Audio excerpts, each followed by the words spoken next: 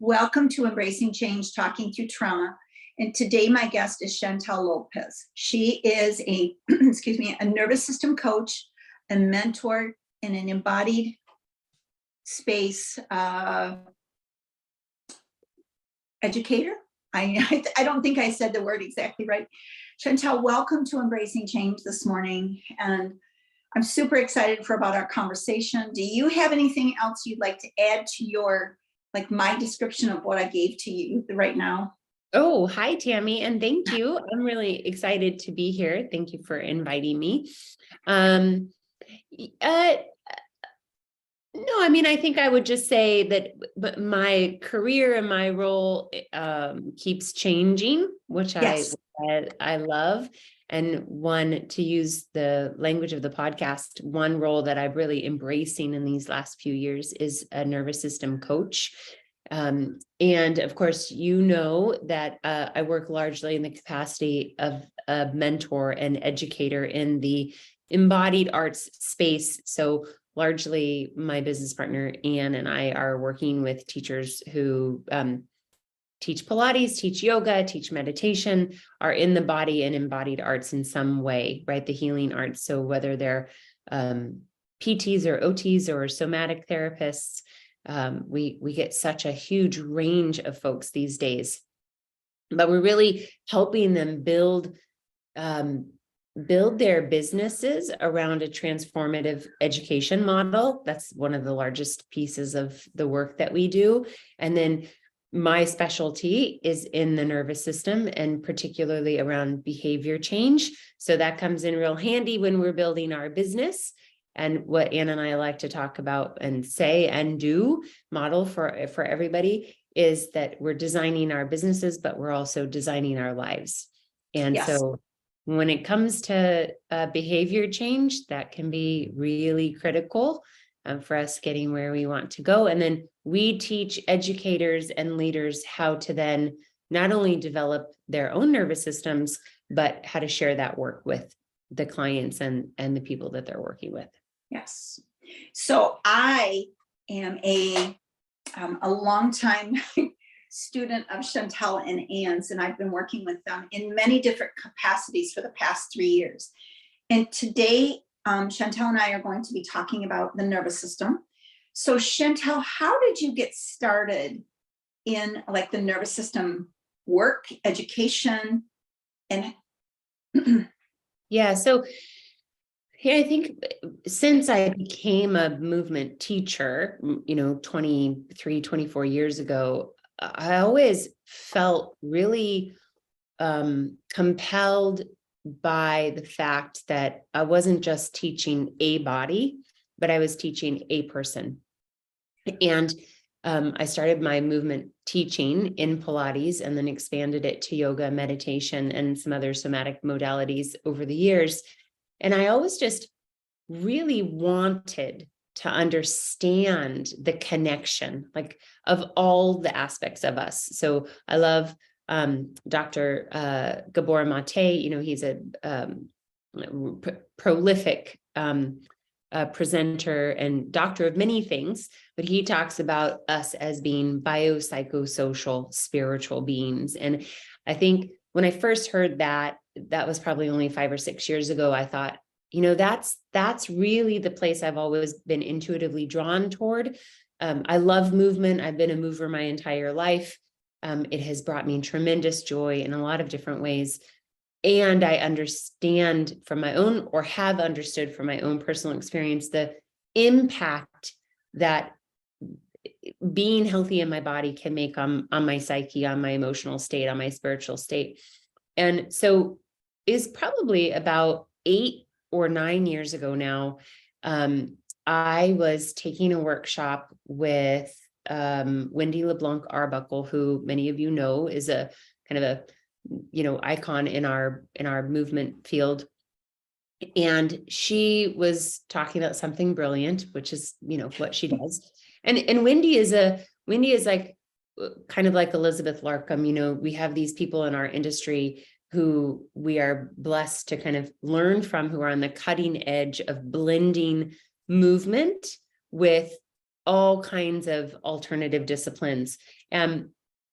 When I was working with Wendy, she happened to mention in passing Stephen Porges and the polyvagal theory. And I can't remember right now what exactly it was that we were talking about. It was probably breath work, probably some kind of, autonomic nervous system regulation regarding the heart and the eyes. She was talking about the relationship between our peripheral vision, our middle ear, and our heart space. Yeah. And I was like, wait a minute. Back up. Who and what are you talking about? Because there was just something, there was like a little glimmer for me of like, oh, that's it. Like, that's the missing piece for me. And so that was really the beginning. I think I had some conversation with Wendy about Porges's work, and then immediately bought the very daunting, polyvagal theory book, which is incredibly difficult, as you know, to get through. Luckily, I have like a Cliff Notes version these days, a pocket guide, they call it. But I just really dove deep into the work at that point 8 years ago, and started to make really profound connections for myself around what it even means to be aware of my nervous system, and how that's different than the body-based awareness that I had been gifted with and been teaching for so long. And then I have had a chance to study with Stephen Porges directly. And I have had an opportunity to work with Deb Dana, who's one of the, she's a clinical therapist, and has written many books now on the polyvagal theory around safety and connection for therapists. So she was one of these people like Wendy and like Elizabeth who's on the cutting edge of her profession, saying, here's this body of work that's not necessarily being pointed in our direction, but I can see the value of it, and I'm going to scoop it up and I'm going to start learning about it. And it's been squarely probably a decade and a half, if not more, that Deb has been working with Stephen Porges. And so I've just grown and grown and grown and grown in my study and my exploration. And I'm the kind of person that I feel like one of my talents is taking complex ideas and integrating them very quickly.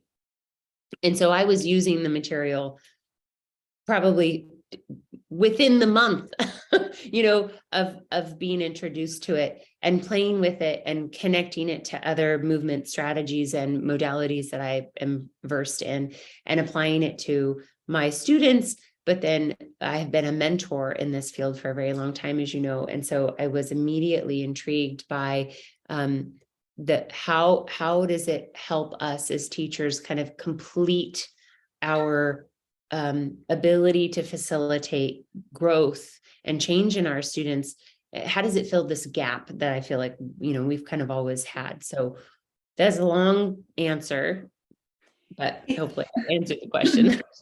It's a long answer, but it's something that I feel, when I first came to you, like I was talking, and I did not have a clue like how I started the bridging part of it, but talking about like attachment and co-regulation more specifically. And the deeper I've gotten into Dr. Porges's work, and realizing that he actually started it in relation to like looking, I shouldn't say just started it, but he started using mothers and babies. Yeah.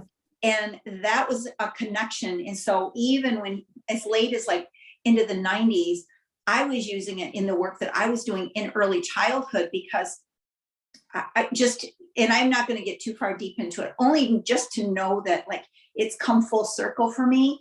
And now that I have more understanding of it, it was like, oh my gosh, I was doing this a long time ago. I just didn't know I was doing it, Chantill. Yeah. Yeah. So I feel that it's such important work. How do you see this critically important work coming forward into the movement community, into like in the future? How do you see this happen? How do you see it being rolled out? Yeah, well, I think there are a couple of relevant points for me, or connections. I was mentioning earlier, like just the gaps that I feel like this Yes. fills.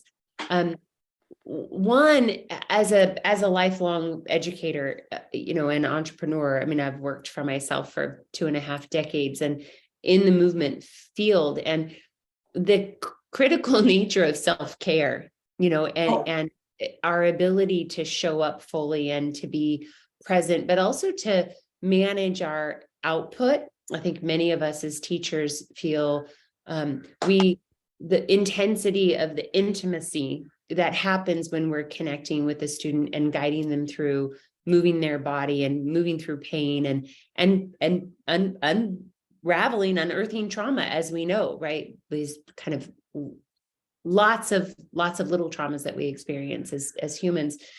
The work, I think, is most relevant to us personally and first, and it's something that we have been in deep discussion around, because as you develop this kind of subtle, nuanced sense of awareness around your nervous system and its connection to your emotional state, your psychological state, and the stories that we tell ourselves, or the meaning we make out of our history and our current experiences, is so it's different, right? And it's important that we are practicing it ourselves. But beyond the importance of it, the value of it to us as individuals, to be able to really have this deep, meaningful relationship with our nervous system, so that we can understand and feel when we are dysregulated and triggered, and bring our body back to a place of regulation, right? A place of what we call ventral vagal, or anchored into that place of safety, where systems are harmonizing, right? Where we're allowed to access that homeostasis of rest and restoration. That the strength that we can create and the resilience that we can create in our nervous systems makes us better teachers, makes us better educators, makes us better parents, makes us better partners, allows us, we've been using this language of like, this kind of seaweed like dance that we're learning to do, where we can become dysregulated and then return to that ventral vagal state of regulation, and then and connection, where we're more able to be present.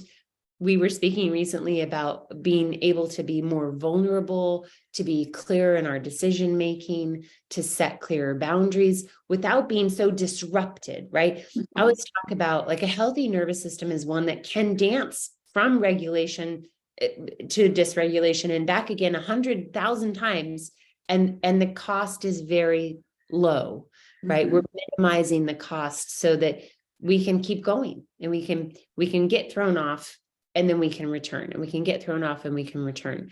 And that is it, just the idea that we can become more resilient in the work that we do, is so powerful. On the other hand, when we're talking about working with students and making or supporting change in their bodies, the thing that I have really come to understand is that body change is amazing, but body change is short-lived without behavior change. And we know this on a fundamental level, right? We know that it takes practice and consistency, and with practice and consistency, we get change. And then with more practice and consistency, we can sustain change. But what we don't ever talk about is that practice and consistency takes behavior change, and behavior change starts in the nervous system. So adding this level of awareness to our work as movement educators is profound for our students, because it allows them to recognize when they're in a state where they feel safe, and when we feel safe, we're optimized for learning, right? And we can take risks, and we can take on greater challenges, and we can see the space between the intellectual, like knowing that something is good for us, and the actual motivation to do the thing that's good for us, right? That's the behavior change. But there's this big chasm for so many of us. I mean, for every human on a different level, right? Of like, that doesn't feel safe. Like taking those new actions doesn't feel safe. Like just doing the thing I'm used to doing, or the thing that I know will keep me out of pain, or is familiar with me, for me, is comfortable. That's what's safe, even if it's not good for me. So the nervous system work really supports this long-term behavior change, which then body change can be built onto, and then body change can be long-term. So that's just one of the ways in which I see the work really affecting our impact as movement educators. I, excuse me, I 100% agree. I think that, when I am just going to share just a little bit about me, but I feel it's important because, when I first started working with you, we first started talking about nervous system work. So we're talking 3 years now. And at first I was like, oh, that's not good. It was like, I didn't believe it. I didn't want to believe it. And then the more I started like practicing and embodying everything that you taught us, or taught me taught me. And it was like sustained over time. I have seen huge changes in myself. Yeah. And I'm just going to say one, because it was the fear of getting in front of the camera. Yeah. And now look at me today. We're talking 3 years and now I'm hosting my own podcast. And so there is, it does work.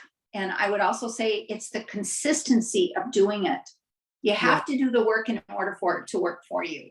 So, well, you bring up a good point, because I think when you become aware of your nervous system state, you are able to do hard things, right?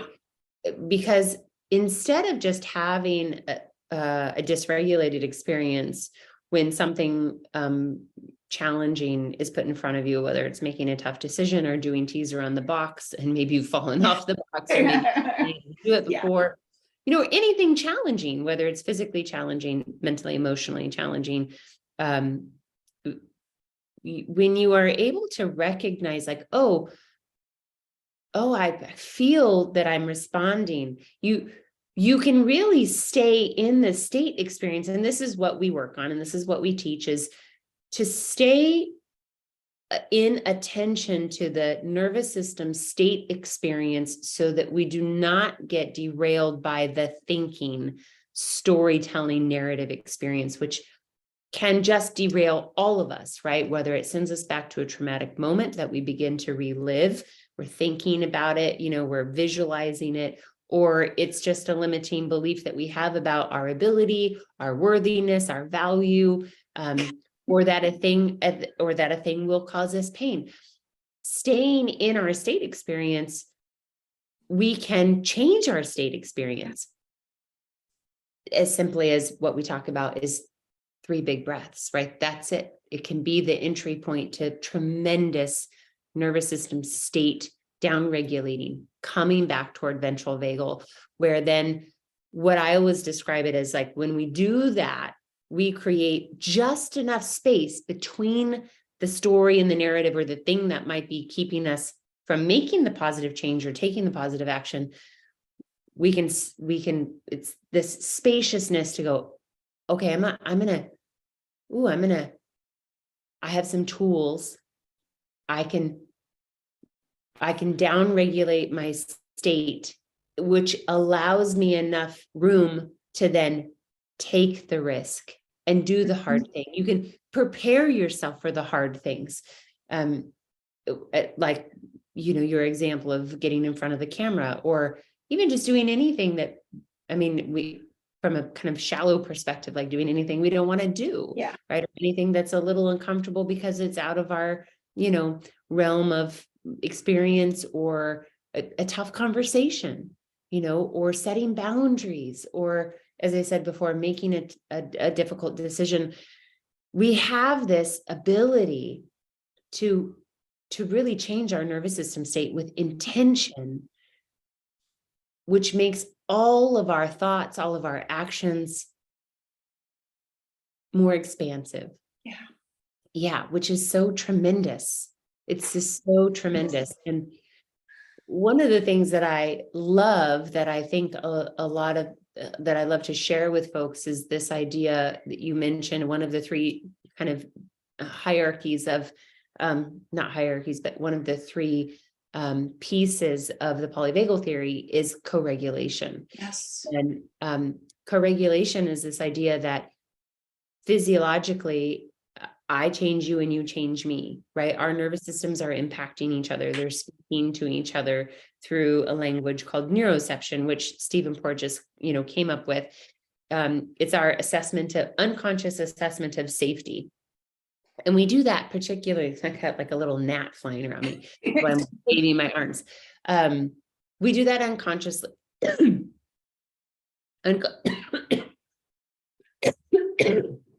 I may have swallowed it. Oh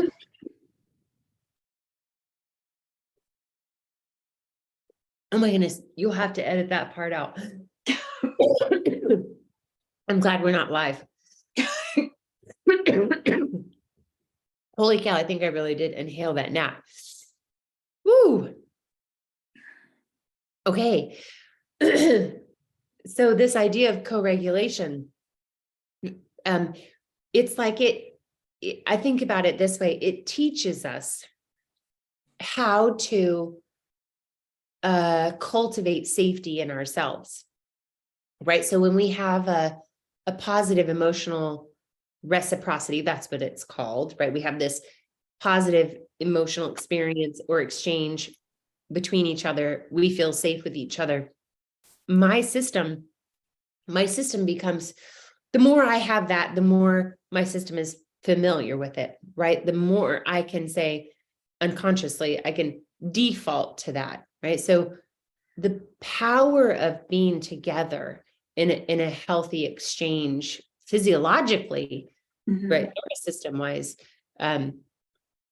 is what supports us in being able to self-regulate. Now, in the kind of health, self-help world, we think, we kind of talk about it in the opposite. Like we have to learn to love ourselves and care for ourselves and, put your mask on first kind of thing, which is relevant to this work from a different perspective. But really our ability to be, to regulate when we're alone is based on our previous experiences of healthy co-regulation. And so as an educator or a leader or a business owner or anybody who is, trying to make an impact on other people, this is very powerful work. Yeah. Right? Because we serve the individual by serving the relationship. Right? If that makes sense, through the nervous system work. And we can teach our nervous systems how to return to safety with ease through these healthy co-regulation moments. And as a student and a teacher, there's rarely anything, and I've said this for decades, anything rarely is powerful beyond, a parent and a child. And we talk a lot about that, about this, the impact of this work on our parenting and our partnerships. It's such powerful work. It's such powerful work. So yeah, Chantill, that was a beautiful analogy. I just I think that going forward, and I just have to say that I'm honored to be working with you in the capacity that I am right now, because I am working with Chantill to become a nervous system facilitator, which she offered so graciously. And you can talk a little bit more about that if you're going to offer it in the future. I don't know, but I'm really grateful that I'm having this opportunity to work with you in the capacity that I am. So I just need to say thank you publicly. So I just need to say thank you publicly. So thank you for joining me today. I have extremely enjoyed our conversation, and I look forward to having more off the screen conversations with you as well. So anyways, thanks for joining me. So please stay on the camera, and we'll be off in just a second. Thank you.